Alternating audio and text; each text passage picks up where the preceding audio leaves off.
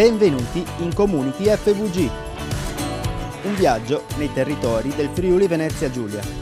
In ogni puntata vi raccontiamo come cooperatrici e cooperatori ogni giorno lavorino responsabilmente per coniugare sviluppo, sostenibilità e mutualità. Conosciamo meglio la nostra regione, scoprendo le idee e i progetti che, giorno per giorno, fanno crescere imprese, comunità e persone. In questa puntata di Community FVG, la società cooperativa idroelettrica di Forni di Sopra.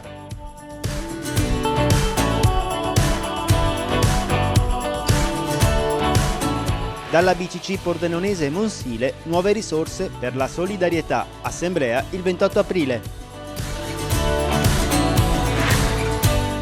Ora cominciamo il nostro viaggio. Mondo cooperativo.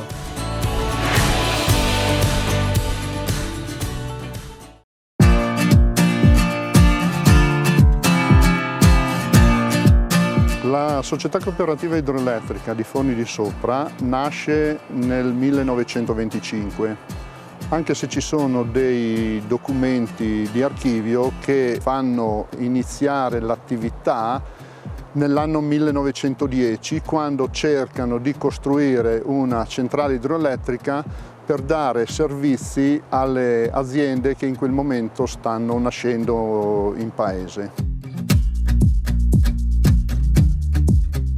La società cooperativa idroelettrica è una società molto piccola, ha 3 dipendenti impiegati e 3 operai. Abbiamo più o meno un 500 soci che sono praticamente tutti capifamiglia di Forni di Sopra.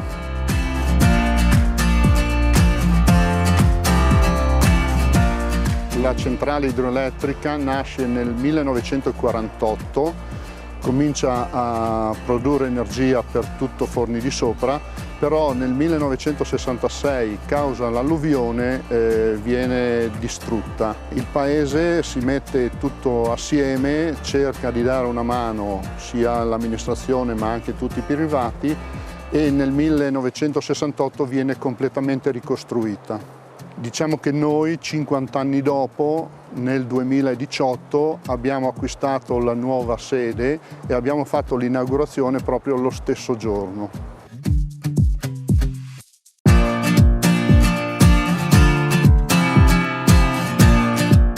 Negli anni 2018, con l'arrivo della tempesta Vaia, abbiamo avuto grosse difficoltà, infatti molte linee sono state buttate a terra completamente.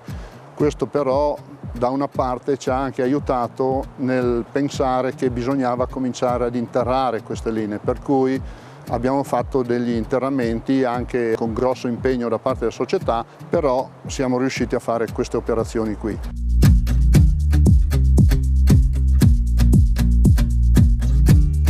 A seguito di quello che ci produceva la centrale, volevamo comunque o dovevamo comunque ampliare la nostra produzione di energia, e non avendo molte acque a disposizione si è pensato di costruire degli impianti fotovoltaici.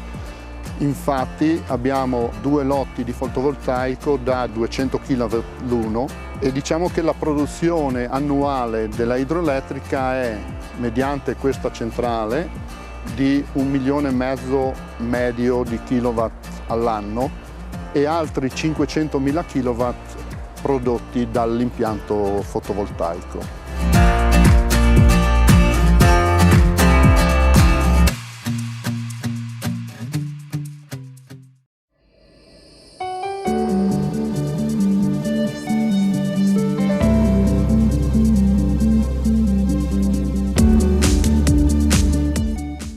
BCC Pordenonese Monsile, che mercoledì 28 aprile terrà la propria assemblea annuale, ha presentato i dati del bilancio d'esercizio 2020. Il primo in forma unitaria della nuova realtà a seguito della fusione finalizzata nel gennaio 2020. L'istituto conta oggi oltre 18.900 soci totali, con un incremento di oltre 500 unità nel solo 2020, confermandosi ai vertici per numero di soci nel nord-est tra le banche di credito cooperativo. Per il 2021 i soci saranno chiamati in assemblea ad approvare lo stanziamento di circa 1 milione di euro per attività benefiche. Il Consiglio d'amministrazione ha infatti proposto di destinare 800.000 euro, circa il 9% dell'utile complessivo, ad opere di beneficenza e sostegno alle associazioni del Friuli Venezia Giulia e del Veneto. Una cifra importante in crescita rispetto allo scorso anno, nella consapevolezza delle sempre maggiori necessità di supporto che le realtà del terzo settore nel nostro territorio rilevano a seguito della pandemia.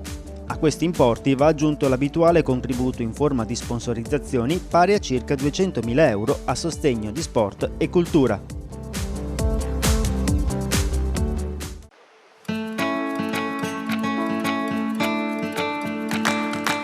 Abbiamo avuto dei danni anche con le abbondanti nevicate di dicembre 2020, perché diciamo che la società ha circa 80 km di linea da gestire e viene gestita da un'altitudine di 900 metri dove c'è il paese fino a 2000 metri dove ci sono gli impianti di risalita del Varmost. E in effetti con la nevicata di dicembre abbiamo avuto 3 tralicci che si sono piegati con un grosso danno e adesso per il momento abbiamo fatto dei bypass e adesso appena andrà via la neve vedremo come dovremo operare anche in quel caso lì. Però diciamo che l'interramento delle linee è una delle nostre idee perché più riusciamo ad interrare e meno problemi avremo nel futuro.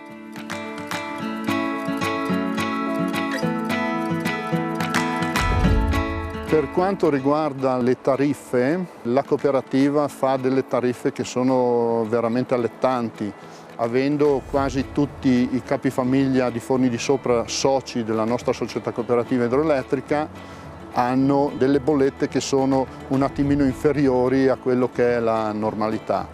Inoltre, ad ogni bilancio, ad ogni fine anno, il Consiglio di amministrazione propone all'Assemblea i ristorni. Quindi sui nostri utili, una parte degli utili vengono restituiti ai soci, diciamo, andando a diminuire quelle che sono le bollette successive.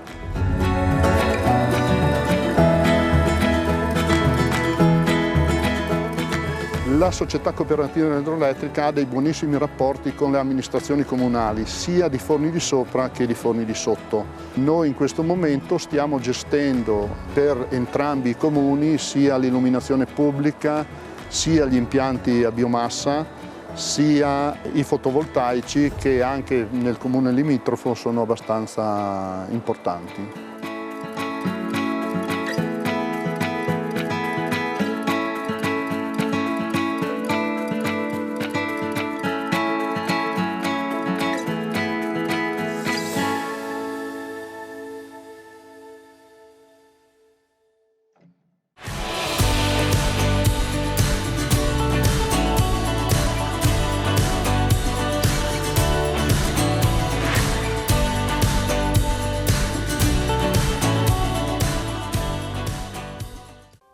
Salve a tutti, la pandemia pare avere spazzato via molti valori importanti di cui si parlava fino a un po' di tempo fa, fra cui forse la mutualità che lega molto la cooperazione al suo lavoro sul territorio. Ne parliamo oggi col professor Paolo Ermano dell'Università di Udine. Professore Ermano, come impatterà economicamente il Covid-19, la pandemia e le sue conseguenze sul medio-lungo termine sulle imprese e i nostri sistemi economici? Beh, sicuramente l'impressione che abbiamo adesso è che questa epidemia, che ha avuto un grandissimo impatto a livello economico, sta producendo degli effetti abbastanza duri. C'è la questione che non è facile prevedere quali saranno gli impatti di medio-lungo periodo, perché adesso c'è un livello di incertezza molto elevato e quindi può darsi che le misure che abbiamo messo in campo a livello locale, a livello nazionale, a livello europeo, a livello mondo si dimostrino molto più efficaci di quanto ci immaginiamo o ancora meno efficaci di quanto ci immaginiamo. Quindi è un po' difficile immaginarsi qual è la previsione di lungo tempo. Inoltre, ed è questo anche l'elemento interessante, la risposta alla sua domanda non potrà essere molto economica perché finché non avremo cure o vaccini adeguati sarà proprio difficile fare una previsione. Se c'è qualche lezione che dobbiamo prendere da questa pandemia sul piano delle politiche economiche, aziendali, Quali sono principalmente, stando alle attuali nostre situazioni? La prima è che, diciamo, nei momenti di pace, di calma, di tranquillità bisognerebbe fare un po' meglio i compiti in casa. Colpisce come tante aziende dopo appena un mese di chiusura siano a corto di liquidità, siano a corto di mezzi, e questo probabilmente anche perché erano poco patrimonializzate o comunque avevano un sistema che non era capace di dargli quelle strutture un po' solide da sopportare un periodo che tutto sommato non è neanche molto lungo di chiusura e di blocco. Questo in altri paesi non è avvenuto.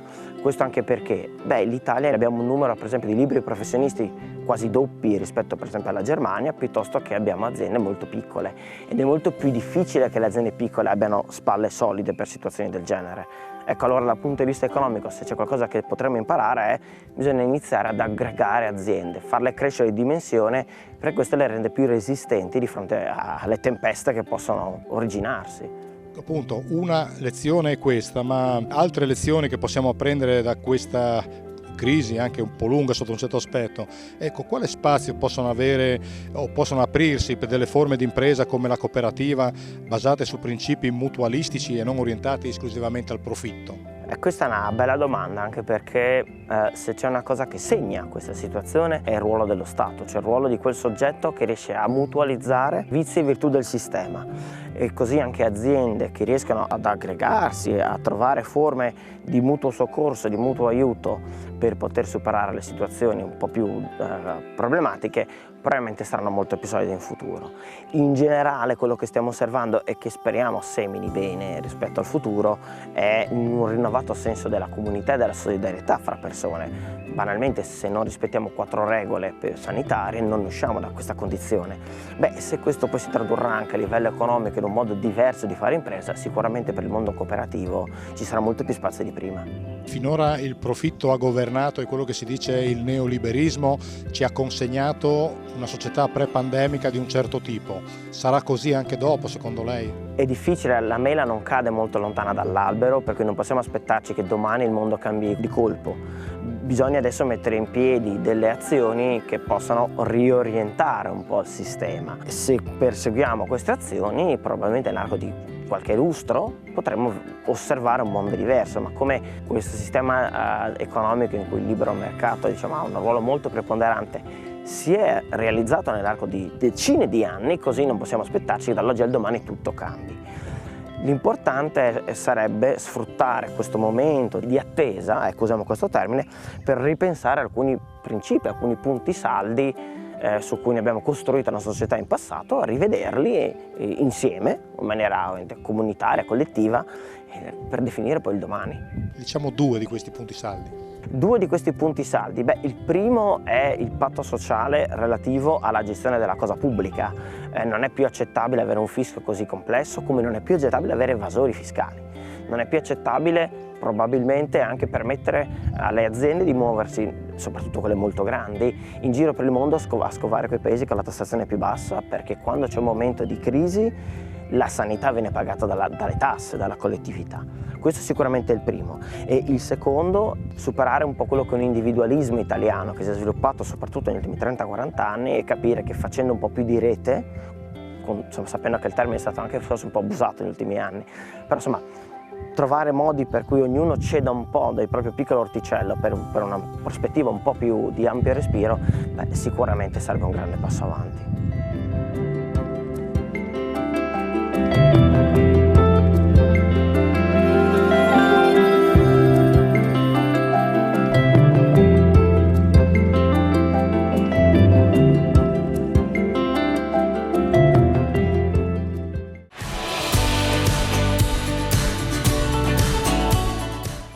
Fine della prima parte. Community FVG continua dopo la pubblicità.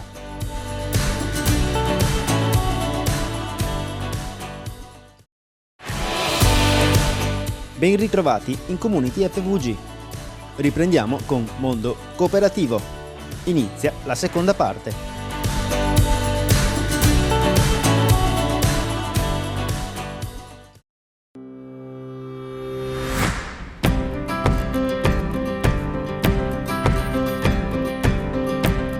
La latteria sociale di Mortegliano è nata nei primi anni del Novecento. È nata non in questa sede, ma in paese, praticamente in una sede di quegli anni, insomma.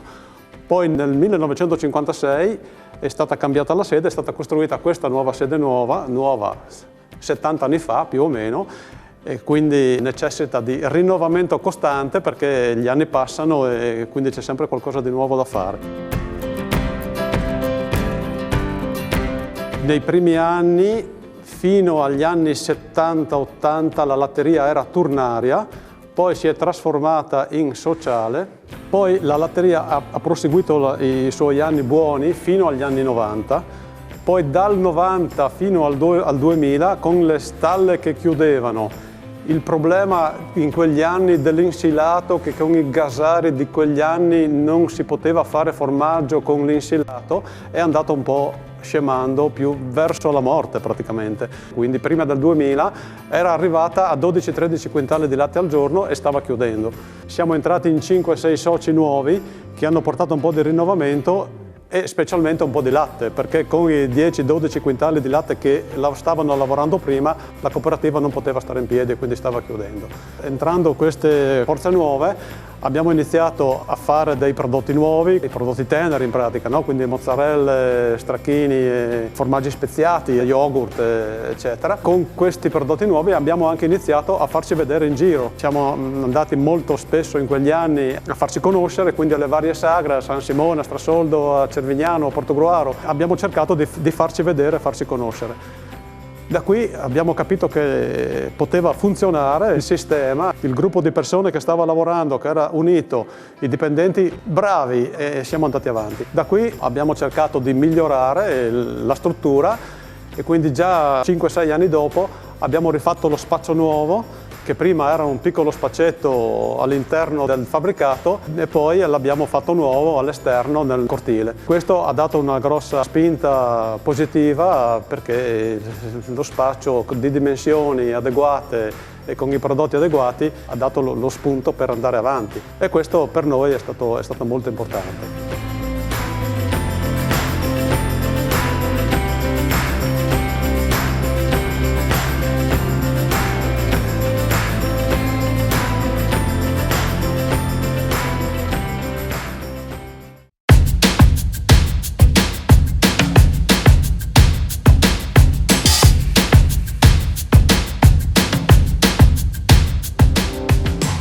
Il progetto Regina senza corona nasce all'interno del circuito del Consorzio del Mosaico per rispondere alle esigenze del territorio che in questa fase sono emerse, in particolare la richiesta di mascherine. Si è cercato quindi di valorizzare le capacità e le competenze di alcune realtà della cooperazione sociale e coinvolgendo anche realtà profit sempre del territorio, per cui è stato individuato un tessuto di una realtà di Udine, un filtro da una realtà di San Giovanni al Natisone e i laboratori che si sono messi a disposizione per la cucitura delle mascherine hanno consentito di arrivare a completare la filiera con il lavoro svolto dalla cooperativa Nemesi di assemblaggio e imballaggio a San Giovanni al Natisone.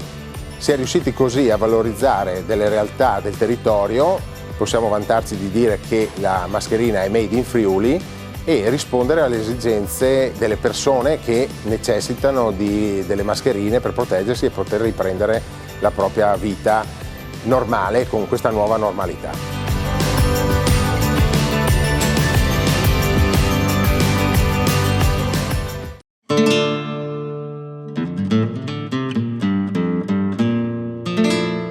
A livello di strutture siamo riusciti un paio di anni fa a migliorare anche internamente il fabbricato, quindi grazie al PSR abbiamo potuto fare le coibentazioni della sala stagionatura, carrelli, la sala della salina, quindi la struttura ha 70 anni, però si presenta bene e quindi si può lavorare abbastanza bene anche rispettando le regole dei veterinari che non dico giornalmente, ma molto spesso vengono a vedere cosa facciamo. Ovviamente la latteria, il latte crudo, abbiamo sempre lavorato e vogliamo continuare a lavorare il nostro latte quindi fare il nostro formaggio a latte crudo, quindi non vogliamo mettere nessun tipo di pastorizzatore, ovviamente per la pasta dura, e quindi il sapore, il profumo che diamo al formaggio cerchiamo di darlo mantenendo le caratteristiche di lavoro degli anni passati, insomma. Quindi vogliamo differenziarsi dalla grande distribuzione, dalla grande industria del latte, ecco, praticamente. Adesso siamo sempre 5 soci portatori di latte che lavoriamo qui in caseificio 50 quintali di latte al giorno, per 6 giorni alla settimana, la domenica riposiamo se possibile, tutti, anche gli operai, i gasari, e quindi cerchiamo di collaborare anche con le latterie adiacenti qua. Quindi noi abbiamo più latte e lo facciamo lavorare quello che abbiamo di più, una parte a Castions, che a loro gli serve del latte, noi ne abbiamo di più, lo diamo a un'altra cooperativa. Poi un'altra parte del latte lo diamo a Bicinicco, ad esempio, e facciamo uno scambio. Loro ci danno il gelato e noi gli diamo il latte. E quindi cerchiamo di collaborare con queste cooperative per andare avanti meglio tutti.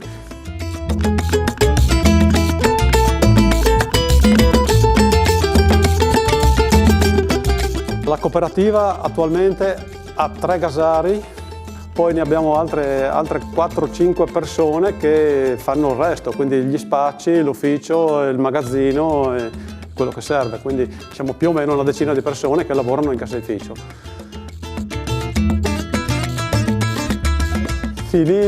Termino con il vecchio detto che era messo in gigantografia sul nostro caseificio, che diceva: mangi formati di mortean che tu l'hai ben tutto l'anno.